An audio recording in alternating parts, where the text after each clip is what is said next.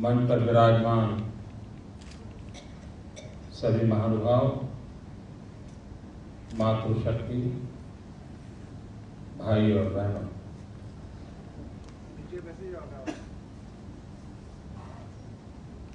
मैं तो राजनीतिक क्षेत्र का इंसान हूं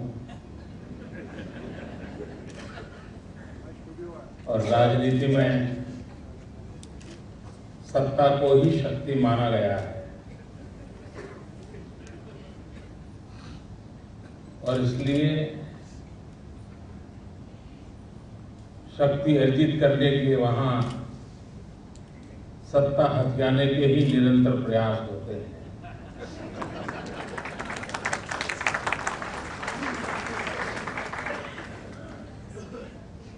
बहुत लोग इस भ्रम में हैं कि सत्ता आने से शक्ति आ जाती है।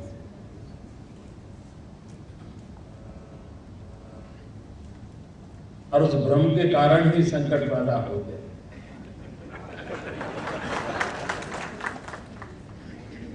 भारत एक आध्यात्मिक देश है। भारत की शक्ति अध्यात्म है।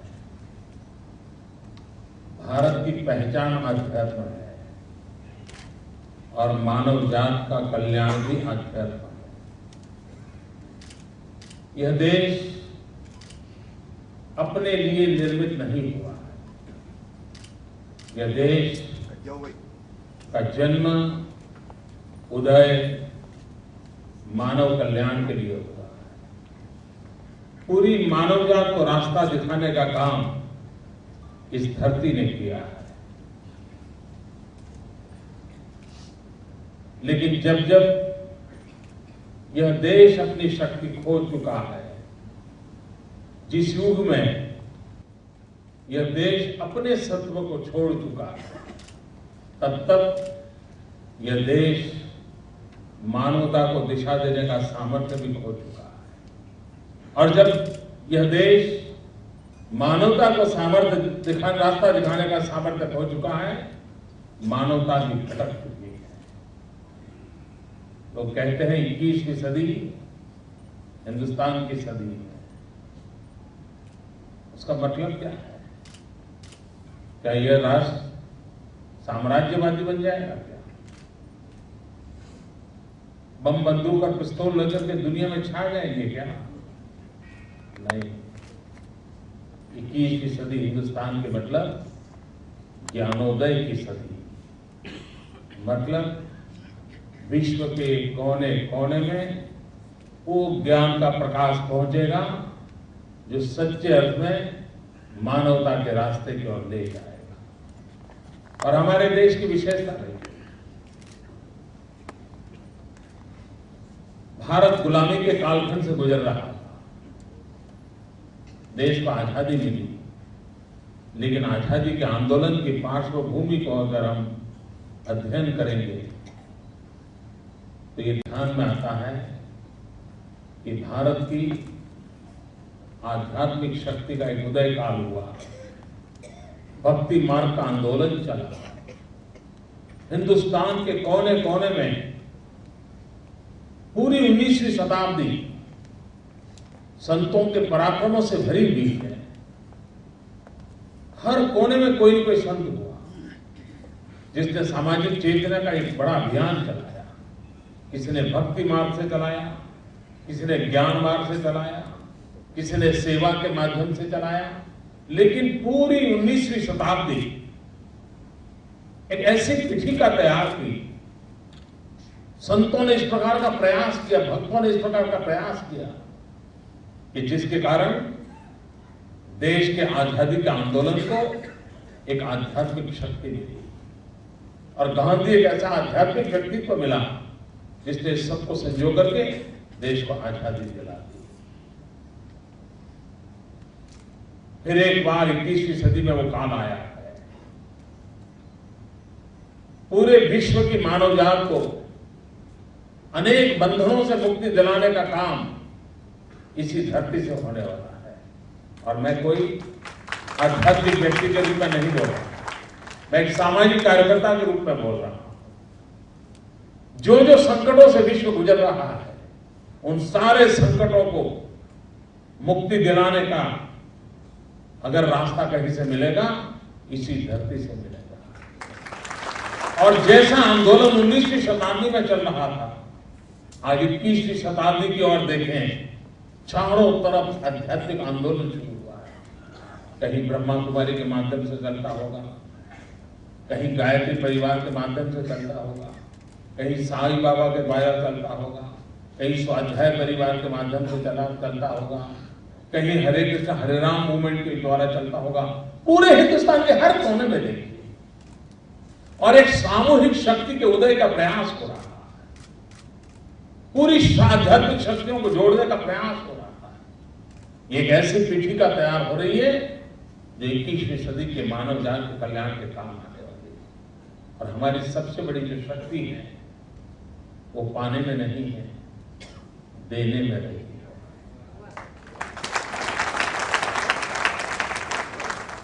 हमारी शक्ति का अधिष्ठान त्याग रहा है। ये एक देश ऐसा है दुनिया में राजा की परिभाषा करते हुए अलग अलग बातें कही गई होगी। यही देश ऐसा है जिसने राजा के सेवन में अलग विचार रखे। शायद विश्व में ऐसा विचार कहीं नहीं मिलेगा। यहां पर कहा गया राजा के लिए, न काम ये राज्यम न मोक्षम न पुनर्भवम, काम ये दुप्तप्ता नाम प्राणी नाम मार्गनाश। राजा कैसा हो, न काम ये राज्यम न मोक्षम न पुनर्भवम, काम ये दुप्तप्ता नाम प्राणी नाम मार्गनाश। न मुझे राज्य की कामना है, न मुझे मोक्ष की कामना है, न मुझे पुनर्जन्म की कामना है। अगर कामना है तो गरीब के आंख के आंसू पहुंचने की। ये परिभाषा हमारी, ये देश की विशेषता देखिए। 2 राजकुमार जंगल में जाते हैं घूमने के लिए, और 2 राजकुमार, एक को मन कर जाता है शिकार करने का, अपना साहस दिखाने का। और शिकार करना राज परिवारों के एक बड़ा शौक का विषय रहा करता था। और एक राजकुमार अपने तीर से एक पंखी को मार के गिराता है। दूसरा राजकुमार जाकर के दौड़ करके उस पंखी को बचा लेता है, उसको जो तीर लगा है उसको निकाल देता है, और दोनों राजकुमार के बीच झगड़ा हो जाता है। घर पहुंचते ही झगड़ते हैं, ये हंस किसका, ये पंखी जिस पर मैंने तीर लगाया उसका, कि पंखी उसका जिसने बचाया। और भाइयों बहनों, शास्त्र कहता है मारने वाले का पक्षी नहीं होता है, बचाने वाले का पक्षी होता है। मारने वाला कहीं खो जाता है, बचाने वाला बुद्ध बन जाता है। बचाने वाला बुद्ध बन जाता है। ये त्याग की परंपरा हमारे यहां रही है, और इसी के माध्यम से देश एक शक्ति को प्राप्त किया हुआ है। हमारे यहां कहा है तेन तख्तेन भूंजी था। हम वो लोग हैं जिन्होंने हमेशा कल्पना की है सबको समाविष्ट कर दे। हम इंक्लूसिव टेम्परामेंट के लोग हैं, एक्सक्लूसिव हमारे ब्लड में नहीं है। और तभी तो हमारे मुंह से सहज निकलता है वसुधैव कुटुंबकम, पूरा विश्व एक परिवार है। इतना ही नहीं मित्रों, आज पूरा विश्व ग्लोबल वार्मिंग के संकट से गुजर रहा है। चिंता सता रही है कि ग्लोबल वार्मिंग के कारण पूरी जीव सृष्टि का क्या होगा, मानव सृष्टि का क्या होगा। सबके सब लोग संकट में गिरे हैं और लोग रास्ता खोज रहे हैं इस सारे संकट से कैसे बचाया जाए। हमारे पूर्वजों ने हमें रास्ता तब दिखाया जब प्राकृतिक संसाधनों की कमी नहीं थी, प्राकृतिक संसाधनों की विपुलता थी, जो मर्जी पड़े उतना उपयोग कर सके ऐसी सुविधा थी, कोई पूछने वाला नहीं था। और तब भी हमारे पूर्वजों ने रोक लगाई थी कि भाई ये प्राकृतिक संपदा के तुम तो ट्रस्टी हो, निजी उपयोग से अधिक तुम उपयोग नहीं कर सकते। ये त्याग की परिभाषा हमारे यहां कहा गया, हमारे यहां कहा गया था। मिल्किंग ऑफ नेचर की बात कही गई थी, एक्सप्लॉइटेशन ऑफ नेचर का हमारे यहां विरोध किया गया। हमें अधिकार नहीं था कि मुझे जो चाहे मर्जी में उठा लूं। पश्चिम की दुनिया ने वो विचार लाया और परिणाम क्या हुआ, पूरी मानव जात संकट के घेरे में आकर के खड़ी हो गई। उसको कौन बचाएगा? इसी देश की संस्कृति बचाएगी, और हम वो लोग हैं। हम वो लोग हैं जिन्होंने पूरे ब्रह्मांड को अपना परिवार माना।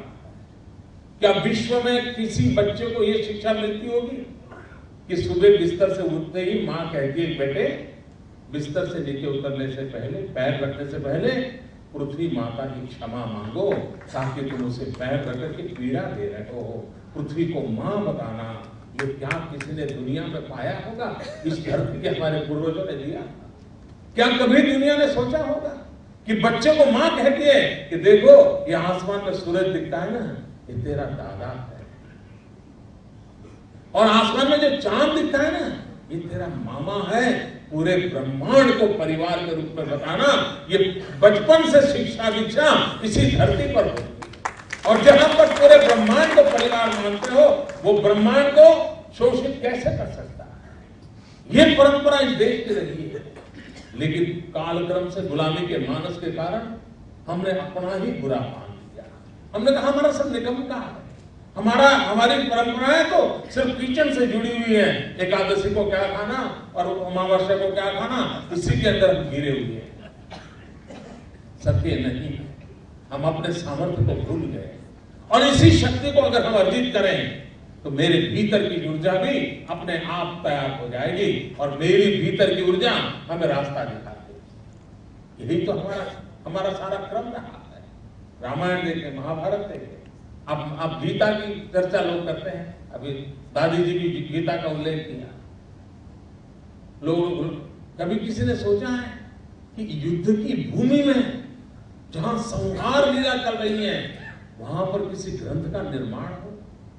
शायद विश्व में अजोड़ घटना है कि युद्ध के मैदान में कही गई बात गीता में है, और गीता में युद्ध की बात कहीं नहीं है। पूरी गीता को पढ़ लिया जाए, मनुष्य को खुद को सुधारने के लिए ही सारा उपदेश है। युद्ध की भूमि में स्वयं को समझने का उपदेश है, युद्ध की भूमि में स्वयं को सुधारने का उपदेश है। किसी को पीड़ित करने का उपदेश पूरी गीता में कहीं नहीं। अपने भीतर जो बुराइयां हैं, उस बुराइयों को नष्ट करने का उपदेश है, और ये युद्ध के मैदान में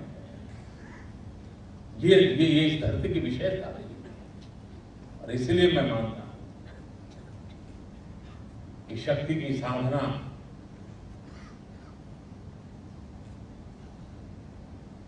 स्व का विलय करके समष्टि का साक्षात्कार करके करना, उसी परंपरा में लगी है। उस स्व का विलय करने का प्रयास इस आध्यात्मिक चेतना के द्वारा होता है। अहम को वयम में विलीन कर देना, यही तो आध्यात्मिक परंपरा की विशेषता है।